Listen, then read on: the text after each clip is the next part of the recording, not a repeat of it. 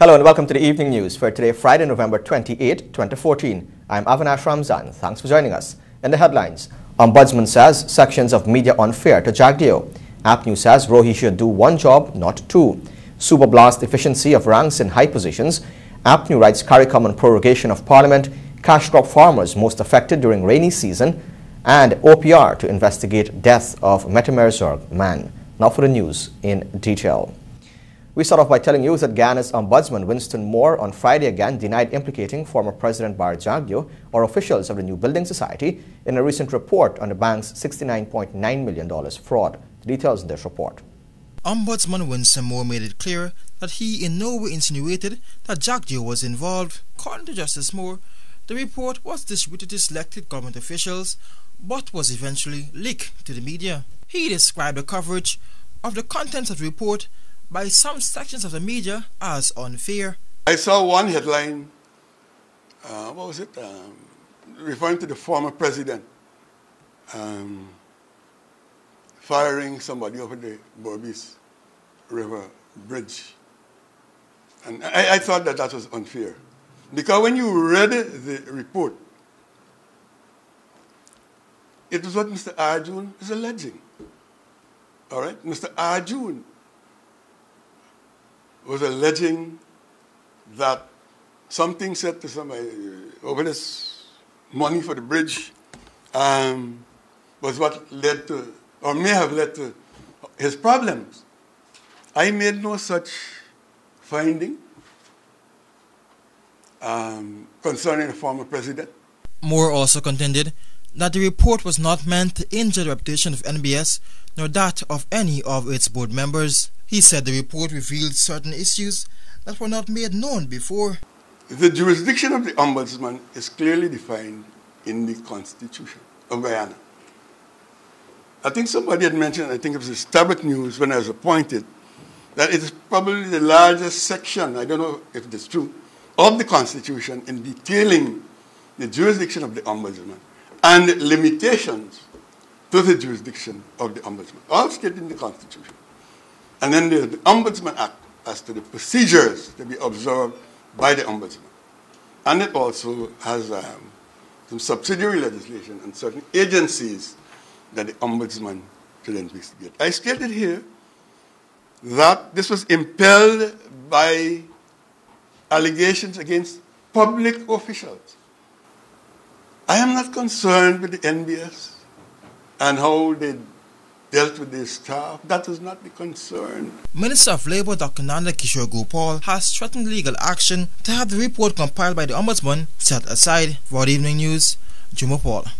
A Partnership for National Unity has written CARICOM in an effort to seek some amount of intervention with respect to the prorogation of Parliament. Let's find out more in this report. The letter was sent to CARICOM Secretary General Erwin LaRocque in an effort to gain support against the prorogation of Parliament. On Monday, November 10, President Donald Romatar issued the prorogation proclamation, which has been met with stern resistance from the Partnership for National Unity. APNU leader David Granger, in his weekly press briefing earlier this morning, explained his expectations of CARICOM. Well, I would expect that international organizations which are concerned with human rights would have spoken out against the prorogation of Parliament. And you'd see that in my letter I cited the Charter of Civil Society for the Caribbean Community. And I would expect that heads of government of the Caribbean would call the President's attention to the fact that his conduct is likely to or could be construed of having breached the Charter of Civil Society for the Caribbean Community. Since the prorogation proclamation, APNU has held weekly protests in front of the office of the President, calling for him to reconvene Parliament. The protests, however, have been scantily attended. Both the Alliance for Change and APNU have indicated its refusals to meet with President Donald Romatar until Parliament is resumed. Both parties have continued to reject the invitation by President Donald Romatar for talks, but the President says he remains hopeful. For the Evening News, Samantha Lane. Acting Town Clerk Carol Suba yesterday in an interview with this newscast said that most persons who hold high positions in the mayor and city council cannot function effectively. Let's find out why from Royden James.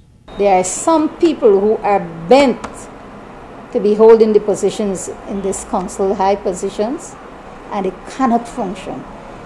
And we cannot put a whole nation's health at risk, because this is not only the citizens of Georgetown whose health is at risk because of what is happening here, but this is a situation where officers of this council collude with some of these councillors and some of these people who bend and break the law, and hence the situation. Heavy collusion. That was Acting Town Clerk Carol Suba during an interview with the Evening News on Thursday at the City Council. She said that some of the high-ranking officials within the council had protested earlier last year for persons to vent illegally. As of late, Suba said they are of the view that those same persons should be removed. Ranwell Jordan and Fraser, Gregory Fraser, a whole number of them, they were protesting at the Ministry of Local Government. They also went to the Stabrook area and other areas in Regent Street that were cleaned by the officers and the staff, and they put the people back there. And they told the people not to remove. And they had the audacity to go to the local government ministry earlier, sometime last year, I think it was, and protest for the removal. Meanwhile, the acting town clerk maintained that a local government minister is the only person who can make the appropriate decisions to deal with the non-functioning officers. Honorable Minister Whitaker, he is a minister that will plead with officers. He's a minister that will coerce the officers. He is a minister that is very humane in what he does, and the minister that will caution and cajole and encourage the officers of this municipality, and maybe that is his general disposition, you know. But I also know that Minister Whitaker is a minister that when all these efforts fail, I believe that I've seen it in the past, and I know he can make the appropriate decision. Royden James reporting for the Evening News. A Partnership for National Unity, APNU, believes Home Affairs Minister Clement Rohey should not be serving as a government minister and General Secretary of the PPPC at the same time. Let's find out why in this report. APNU leader David Granger today made it clear that Clement Rohey, who serves as PPPC's General Secretary and Home Affairs Minister, should choose one portfolio. The Guyana Police Force, for which Rohey has ministerial responsibility, is facing serious challenges. It needs not only to reduce crime in the country, but also to suppress crime within its ranks. Rohey, if he cannot do two jobs, public security and political campaigning, should do one, preferably the latter. According to Granger, the compounded duties faced by Rohey have left him with little time for the security sector.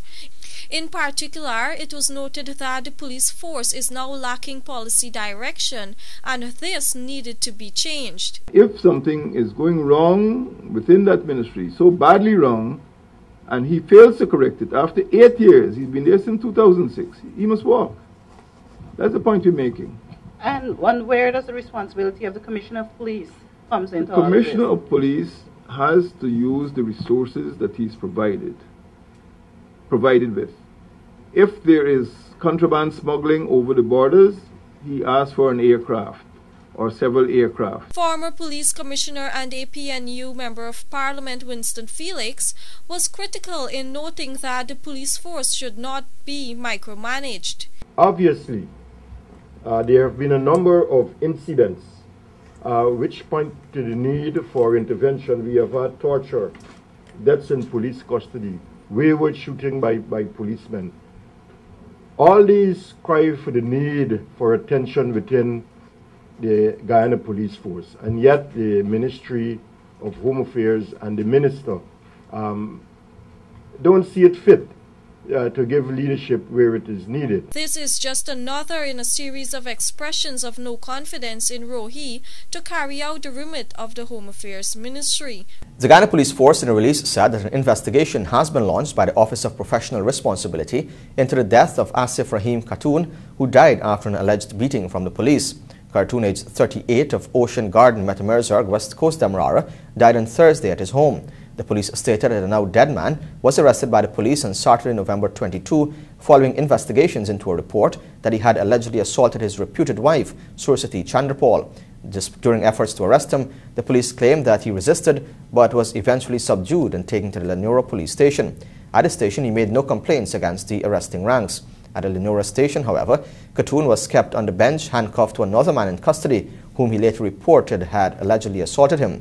He was subsequently taken to the Parika police station, where he was kept in the lockups. He was charged with assault and brought to the Lenora police station on Monday, November 24, 2014, to attend a magistrate's court.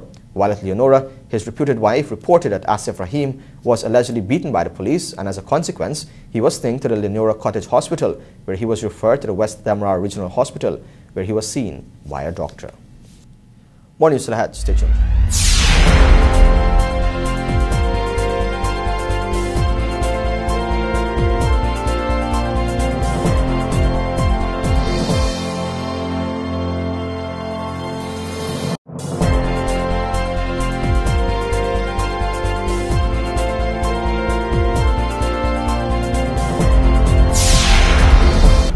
Welcome back. This is the evening news on TVG.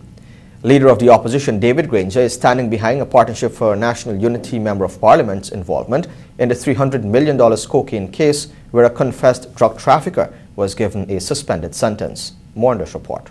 Following the imposition of a 5-year suspended sentence on Leonard Bacchus, who pleaded guilty to trafficking 76 kilograms of cocaine in Kunz, worth some $300 million, there has been public outcry over the decision handed down by Magistrate Alex Moore at the Sparendam Magistrates Court. There were also reports of misconduct by the APNU Member of Parliament, Attorney James Bond, who was representing Bacchus at the time. However, opposition leader David Granger has downplayed such reports and previously told this newscast that Bond did not breach the code of conduct as an MP and was performing his private practice at the time. Further questioned on Friday at the party's weekly press conference about its position regarding what type of cases their members should take, Granger noted that there is a code of conduct for members but does not detail any restrictions on their private work. It covers ethical behavior. It doesn't cover which cases an attorney may take and which cases an attorney may not take, or which cases a doctor may operate on and which cases a doctor may not operate on. It's a professional matter, and there was no specific direction to attorneys or any other professional matters. Nevertheless, Granger said that consideration will be given to implementing such a clause. On the other hand, the People's Progressive Party Civic issued a statement on Thursday calling out the APNU to walk the walk when it comes to the issue of drug trafficking in Guyana. The opposition party on several occasions chastised government for not doing enough to rid the country of this scourge. However, PPP pointed out that an APNU member represented the confessed trafficker and even managed to secure a suspended sentence for him. Quote, "This kind of hypocrisy by the opposition and this action is another indication of how disingenuous the opposition can be. While Mr. Bond was not representing the APNU in the trial, the fact of the matter is he represents a political party which time and again sought to give the public the impression it is serious about tackling the drug trade," end quote, the ruling party said in the statement.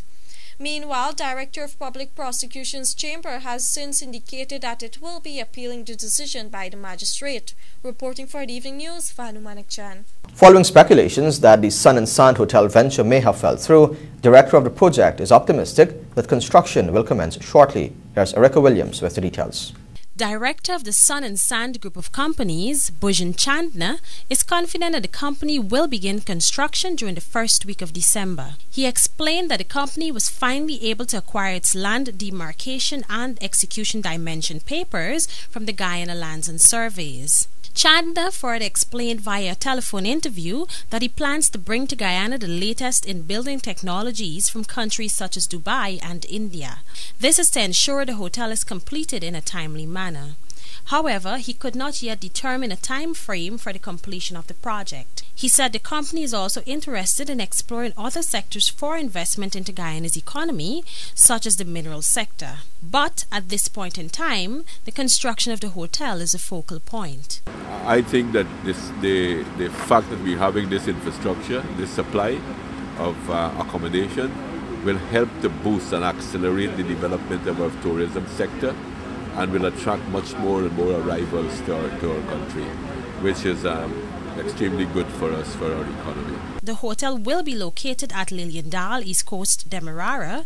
When completed, it will contain 163 rooms and provide jobs for several hundred Guyanese. The construction of the five-star hotel will take approximately 18 months, as previously revealed during its launch back in July. Reporting for the Evening News, I'm Erica Williams. The Alliance for Change, the AFC, has confirmed its refusal to be part of a Partnership for National Unity organized protests in front of the office of the President. More in this report. Over the past few weeks, APNU has held a string of protests as the Cabinet Tuesday meetings are in session. Some days the attendance is dismal, while on others there are quite a number of supporters rallying to the call for the President to go. Notably, the AFC, some of whose executives recently mounted an APNU platform at the Square of the Revolution, has refused to join in these protests but has taken its protest to Region 5. But when contacted on Tuesday evening, AFC leader Kimrat Ramjatan made it clear that his party will not be getting involved in the APNU protest actions. "We don't want to go there," were his exact words. According to the AFC leader, the party will continue to protest using other methods that do not require them being on the streets rallying alongside fellow opposition party, APNU. The party has been protesting in front of the Regional Administrative Complex at Fort Wellington Berbice in Region 5, but with little support. This protest action was not attended by any APNU supporters, even though they were invited by the AFC organizers. For the Evening News, Samantha Lane. The machine corporation MACORP will donate $25,000 worth of material to the Linden Technical Institute towards technical vocation and educational training. More from Carl Croker. MACORP has been working with the Linden Technical Institute for the past year to enhance the heavy-duty and mechanic operations course offered at the facility. This partnership under the TVET strategy of the Education Ministry links cooperations with technical schools to ensure that graduates are trained for the needs of the cooperation. The LTI now has the curriculum that was developed by Caterpillar, and they are using it with their programs to train their technicians. So basically what we have now is a technical institute in Guyana that is following a state-of-the-art curriculum which was developed by Caterpillar and is aimed to have heavy-duty mechanics available in the country. Calimo Escoragua, productions manager of MACORP, told the Evening News that a meeting was held to discuss the future of the course. We gave them all of the information related to the curriculum, and their lecturers, their trainers came to MACORP and they were trained by our staff, so now they can deliver this program. We also gave them a projector so they can use this to project the information that we provide to them. The course successfully commenced with 25 students. The initiative, Escoragua explained, has a lot of potential for the various sectors that will be enhanced due to the developed course. What we want is that the Technical Institute provides technicians that are capable of handling the demands of the mining industry in the country. Because once they acquire this knowledge, they can go out and perform right away. Because at the current stage, it's difficult for a technician to perform because they haven't been exposed to the latest technology. And we're bringing the latest technology to the country. And so we need people that can use the tools, use computers, because some of the machines require computers to be troubleshoot. So they now will be able to do this right after they graduate from the technical school. MACORP will continue its collaboration with the Linden Technical Institute as it bids to ensure the students are gainfully employed. Reporting for the Evening News, Carl Crooker. The Acting Commissioner of Police, Silal Prasad, has written the Mayor of Georgetown, Hamilton Green, on illegal constructions and the pavements in the city that is meant for pedestrians. The Commissioner outlined in a letter dated November 26 that the unauthorized practice by certain businesses to make adjustments to the pavement during renovations or construction of buildings have proven to be risky, especially for pedestrians. Prasad said, and I quote, "Some of those adjustments create perpendicular rise and fall along the pavement that makes it difficult for pedestrians, thereby forcing them to walk on the road at risk of accidents from vehicular traffic." End quote. The Police Commissioner urged the Mayor to work along with the city's engineer to address the problem. With road accidents and fatalities on the rise, it was pointed out that pedestrians are often the victims of most accidents. Meanwhile, the Ghana National Road Safety Council, in collaboration with the Ghana Police Force Traffic Department, today held its annual school road safety rally and symposium in keeping with Road Safety Month. Details from Rodden James. Hundreds of students from various city schools today flanked the National Park tarmac to witness the annual School Road Safety Rally and Symposium. The opening remarks were discharged by the coordinator of the National Road Safety Council, Ramona Durjan. This morning, the National Road Safety Council would like to welcome the teachers and the students from Region 4 and farther out to the National Road Safety Rally. One of the things we would like to say to you is thank you for coming. The other thing is would you like us to do this every year, or are you getting bored? Which one, the latter or the former? Yes, so you're getting bored? Okay. Do you look forward to coming to this rally every year? Meanwhile, the traffic chief, who was scheduled to be a part of the program, was on no-show, hence the gathering was entertained by popular comedian Lyndon Jumbie Jones. So this little boy, he got his fish, and he was, the words he was using to sell the fish. Come and get your damn fishy. $100 for a string of your damn fish. Was that right? So the pastor turned and he was passing, and the pastor said, "Young man, how are you going to use those words to sell your fish? Who you think would buy it from you if you're behaving like that?" So the little boy said, "No, pastor, me ain't saying nothing bad. You see these fish? We catch them in the dam trench and we ain't know the name, so we call them dam fish." So he bought the fish and he took it home and he took it to his wife and he said, "Look, cook these damn fish for lunch."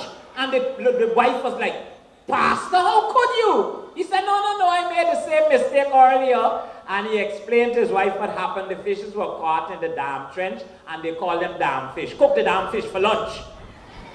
So the pastor, the wife cooked the fishes, and at lunchtime they were eating, but at the pastor's table he had his children and his grandmother and mother and wife, and everybody was sitting at the table, and they had many dishes, different dishes, various dishes on the table. And they were passing it over, asking each other to pass the dishes.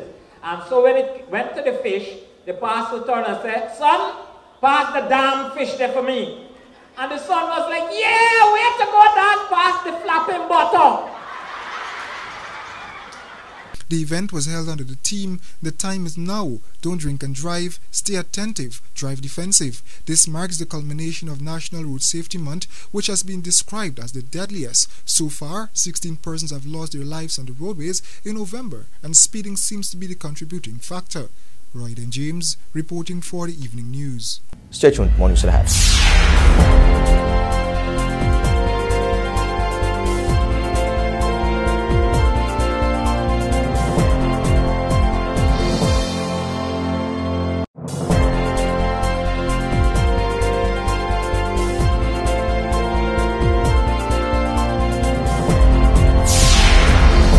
Welcome back. This is the Evening News. With the intermittent rainy season, Agriculture Minister Dr. Leslie Ramsamy says cash crop farmers are to experience more severe losses if proper mechanisms are not put in place. He said, however, that his ministry is working to alleviate any possible loss for all farmers. Here's Alexis Rodney with the details. Speaking to the Evening News earlier today, Ramsamy said any amount of excess water will damage camp crops. Farmers across the country, especially those in low-lying areas, have already begun complaining about the damage and major losses they have already experienced due to the heavy rainfall. The cash crop farmers would have major impact because any kind of flooding tend to damage cash crops, and that is why we have been promoting a climate smart agriculture where people are using grow boxes and elevating their cultivation into shaded farms. The main thing that we have to do right now is to ensure for drainage purposes that all our pumps are working. And I'm glad to say that all of our pumps are in working condition. The minister added that this time of the year is always a difficult one for farmers along the coast. Agriculture, he noted, remains the main economic activity for persons living along these areas. It is because of this that his ministry is moving ahead with the work it usually does during this time. And that's what we are doing as of right now. So in Region 6, the major sluices such as number 43, Adventure, Eversham, are being desilted. We have given contracts out for those. In Region 5, areas like Trafalgar and Abari and so are being desilted. Out in Region 4, we have many of the outfalls that we need to desilt. Region 3 also in Region 2. He explained that rice farmers are not at risk of losing as the cash crop farmers. He said during this period, rice farmers, as always, have reported little or no loss. Ramsamy said, however, that he has already instructed officials from his ministry to make available assistance for farmers affected.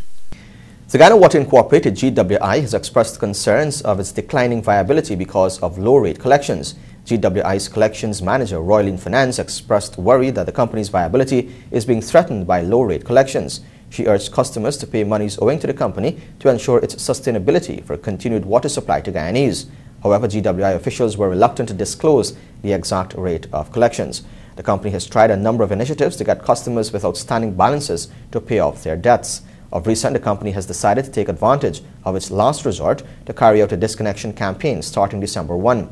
However, prior to the upcoming campaign, GWI has enforced its free pass promotion, during which disconnected customers were offered free reconnection. This campaign and others have been very effective, according to Finance, who said over 2,000 customers have responded to this campaign. This promotion will come to an end on November 29. NNS Matai & Company today handed out over $1 million in cash and prizes to lucky winners of their weekly promotion. Here's Royden James with the details. The drawing also saw 2 lucky customers walking away with 2 diamond rings valued at over $1 million. General manager of the store reflected on the promotion. And I have the man himself here to talk with me, Mr. Matai. Mr. Matai, finally we hear from you. Tell us a little bit about the promotion and tell us about what are some of the things offered here at Matai's for the Christmas holiday. Thank you, Richard. Today we are again drawing. Last week we draw already. Our enter to win draw, which we have yearly. We always concentrate on a lot of appliances. At least you want to make sure you use it at home. Yes. So we have 18 prizes today we're giving out, and we asked this is done very transparently. The public is asked to put their hand in the box and pull out the prize. And we hope that the people continue. This is our Christmas promotion, and continue to come and buy and shop with us. A lot of good things are happening, and of course the prizes are increased every week. Yeah. We have stoves, fridge, washer, dryers. But today we're giving a lot of household, kettles and barbecue grills and kitchen dispensers and cookie jars and stuff we're giving away. Speaking too was Mistress Matai, who highlighted how persons could be a part of the ongoing promotion. Our customers and our non-customers as yet, our store, NNS Matai, continues to be a household name in Guyana. So who hasn't heard of NNS Matai? I don't think you live here. But we do appreciate everything that we have gotten from our customers, the support and everything. And we have customers here who have been shopping since we had the older building here. And this was going back 40 to 50 years ago. We have customers still coming, their children, their grandchildren, and everybody has a little story to tell. In addition, brand manager of Colgate, Safraz Ghani, shared more about their brand and their involvement in the promotion. This promotion is all about collaboration with Mr. Matai and the Colgate-Palmolive company. Mr. Matai really just wants to show appreciation. People shopping here, and really we want to show appreciation for consumers using our brand of products, because there are a lot of different brands of toothpaste out there, but people trust our brands, and so we want to show the appreciation. Meanwhile, some of the lucky customers share their experience shopping at Matai's. I do all my monthly shopping here, and I can assure you that if you come down to Matai and you shop, you get a one-stop shop. You can get everything that you need, and I enjoy shopping here. The staff, they are friendly, and I do love shopping here. The product is nice, so I continue shopping and buy it. Okay. And do you shop at Matai's often? Often. I'm a regular visitor here. Ramona Samuel, the winner of the first diamond ring, said she is elated. However, the second winner was not present, but he will be given his prize shortly. Royden James, reporting for the Evening News. Svetlana Marshall now reports that the headlining artists for the bombastic concert slated for the Guyana National Stadium tomorrow evening have arrived and promised to please their Guyanese fans. More on this report. 3 of the 5 Jamaican artists slated to perform at the bombastic concert on Saturday evening have arrived. Speaking at Palm Court earlier today, Grammy Award winner Shaggy, Christopher Martin and Cranium promised an unforgettable show. Shaggy, the headline performer, promised to bring his A game to the stage, noting that though it's not a competition, he knows his musical colleagues will be bringing the best to the table. From the energy alone, it should be a good, a good performance and a good vibes. All of these guys here are top-class performers. Some of you have seen them before, right? But I've seen them all on many occasions. I know that it's a show that me as a headliner have to bring my A game, because them boy are younger than me and some bad boy them. You know what I mean? But I think you're gonna really enjoy it. The promotion so far, from what I've heard and just seen it on Twitter and Instagram.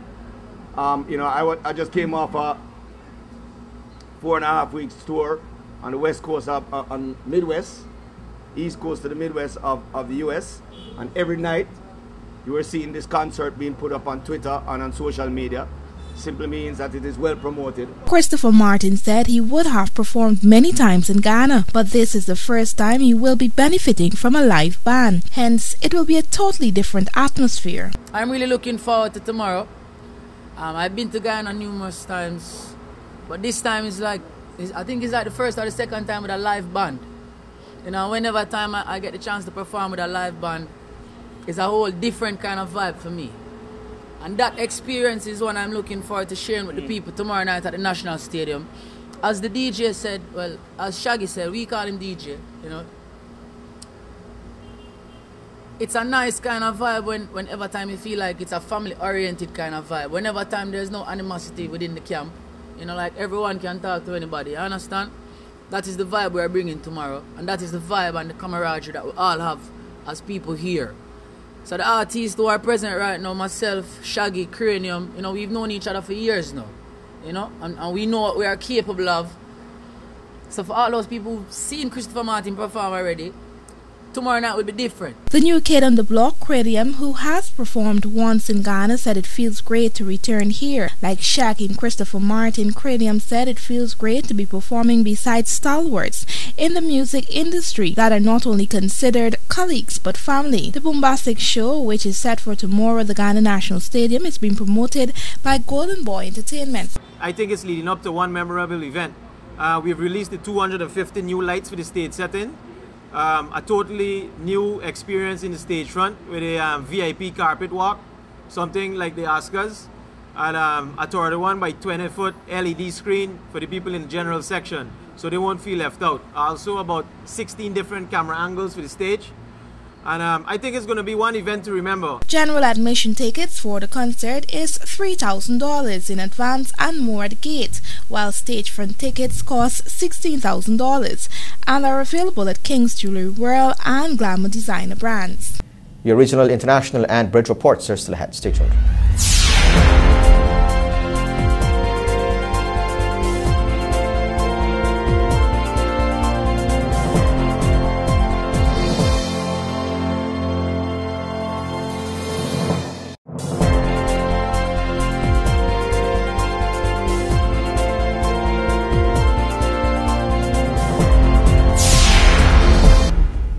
Welcome back. This is the Evening News. In the region, Othni Lawrence of the Jamaica Labour Party yesterday obtained an injunction in the Supreme Court preventing his removal as his party's caretaker for the Northwest St. Anne's constituency. Lawrence on November 13 filed a suit against the JLP leader Andrew Holness and General Secretary Horace Chang following what he said was a decision taken to have him removed as a caretaker for the constituency. His removal would mean that he would not be able to contest the seat that he held previously in the general election due by December 2016. In his suit filed by the attorney Hugh Wildman, Lawrence is seeking a number of declarations, including that the party's constitution was breached in the manner in which Holness had dealt with the issue. A hearing into the matter is set for December 11.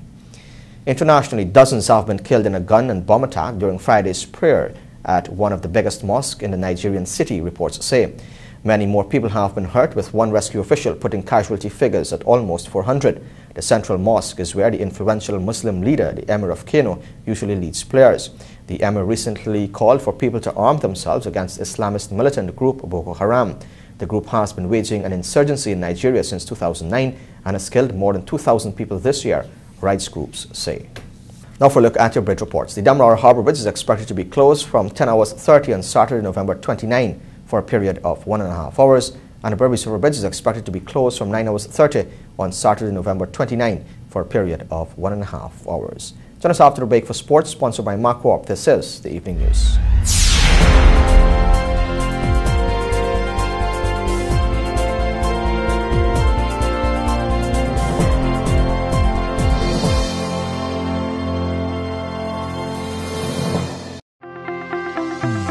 Every day presents a few more challenges. Keeping your business running shouldn't be one of them.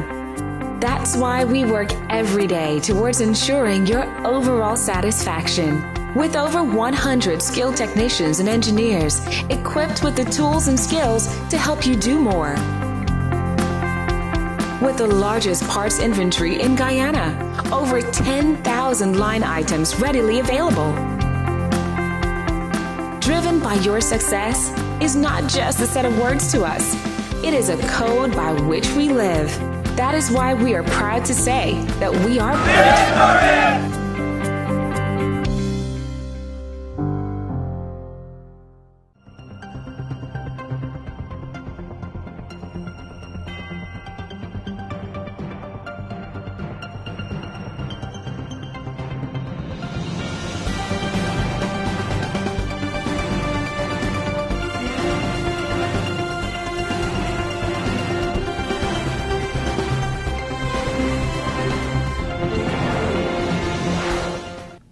Welcome back. Now for a look at sport, but first the headlines. Six had Lewis to fight in February 2015.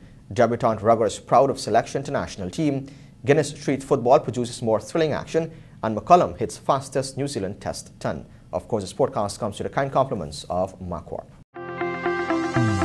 Every day presents a few more challenges. Keeping your business running shouldn't be one of them. That's why we work every day towards ensuring your overall satisfaction.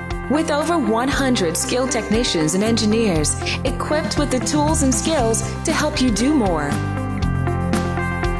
With the largest parts inventory in Guyana, over 10,000 line items readily available. Driven by your success is not just a set of words to us. It is a code by which we live. That is why we are proud to say that we are Victory!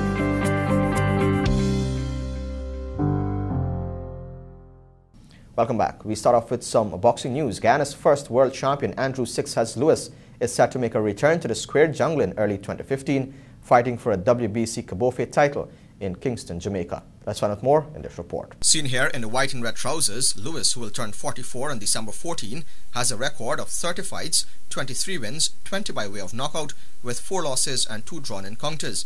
He would look to improve on that record come February 28, 2015. He defeated James Page in 2001 to capture the vacant WBA welterweight title. Due to his exciting style and power in both hands, Lewis quickly became a popular fighter on HBO. After successfully defending the title against Larry Marks, he took on Ricardo Mayorga, and the bout ended in the second round and was ruled a no contest due to a nasty cut on Lewis caused by an accidental headbutt. Lewis lost the title in a rematch to Mayorga in 2002 via a 5th round TKO. In 2003, Sixer challenged the WBO welterweight champion, Mexico's Antonio Margarito, but was knocked out in round 2. From 2005 to 2007, Lewis battled Danny Dalton in a series of 3 fights for the Guyanese light middleweight title. These fights are most notable due to the controversial and bizarre nature of the ending of the second fight. Ahead on points in the 7th round, Lewis retired from the fight due to an extreme need to defecate, blamed on consumption of a pre-fight milkshake. Lewis returned to the ring almost 12 months after to defeat Dalton and claim the light middleweight title. This would prove to be the final victory of his career, which ended in October 2008 when he dropped a split decision to Howard Eastman. His opponent for next year's fight, Sakimo Mullings, is an up-and-coming fighter enjoying tremendous success that culminated in victory in the Contender Series in Jamaica this year. After 18 fights, the 32-year-old Mullings has an enviable record of 17 wins with 12 knockouts and 1 defeat. Rugby news now. Guyana Ruggers have left for Mexico, where they will be competing in the 2014 edition of the North American and Caribbean Rugby Association's Sevens tournament. However, there will be 2 debutants in the team, and both are excited to add their style of play to the experience of the team. Here's Tristan Joseph with the details. For those who do not know Patrick King, he is one of Guyana's top quarter-milers who represents the Guyana Defence Force Athletics Club. However, the top sprinter tried his hand at rugby and is now debuting for the national side. King, who is brimming with confidence, told this newscast what he plans to bring to the team. Well, I think for most teams we're going to play against, they don't know me, so I'm kind of a surprise attack. The teams that we're going against, but I'm just looking to add a lot of speed to the team. Along with the experience we have, I think that'll be an asset going into the tournament. King also highlighted the transition process from rugby to athletics. Basically, it's not that hard because, as you can see, doing athletics, you have to need fitness to go forward. So it's the same thing in rugby. You just have to put a basic from the game into it, and I think it becomes easier with the people around, the coaches and stuff, the senior players. It helps you a lot because they are senior men, so you learn a lot from them, and this will take you through. Meanwhile, Isager Allen, a born American with Guyanese parentage and a background in American football, noted that he hopes to bring his versatility to the team. Allen, who has been playing rugby for 2 years, noted the difference between rugby in America and in Guyana. There's more athletes on the field down here in terms of the speed and the size and the strength of the guys down here compared to in America. Not to take anything away from those guys, but the speed isn't the same, the aggression isn't the same. So when you come down here, you mix that with the weather, the heat and the conditions, then you get a whole different style of play down here. Further, Allen, who is pretty explosive, described the difference between rugby and American football. Rugby doesn't stop. In American football, you make a play, a tackle, or a touchdown, and you get to stop and celebrate and go to a huddle and call a play. But in rugby, you keep going. So you got to humble yourself and have a different level of fitness. I really consider rugby as an elite sport. It might be considered minor on a world level, but it's really an elite sport because you have to push your body to new levels because you're constantly running, you're constantly tackling, passing, and thinking on the go. Guyana is scheduled to play their first game on December 3 against Mexico.